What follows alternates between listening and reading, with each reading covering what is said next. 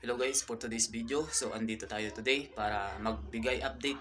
So guys, pasensya na po kayo kung ilang days po akong hindi nakapag-post kasi meron lang po akong inasikaso na importanteng mahalaga guys. So andito tayo ngayon para mag-update. At eto na nga guys, meron po tayong challenge na i-accept ngayon, araw na ito.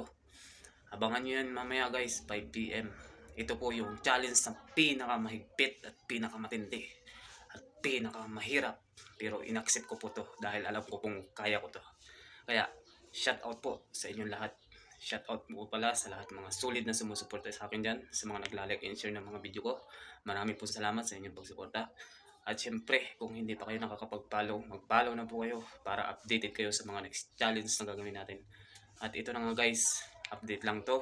Marami pong salamat sa inyo. At syempre, ito na, abangan nyo guys, mamayang 5 PM guys. Solid to guys, pero alam kong maraming magagalit at alam ko rin pong maraming susuporta, pero gagawin ko to, i-accept ko to dahil ito po yung challenge ko para sa inyo. At ayun na nga, abangan nyo yun guys. I love you and ingat po kayo palagi. God bless.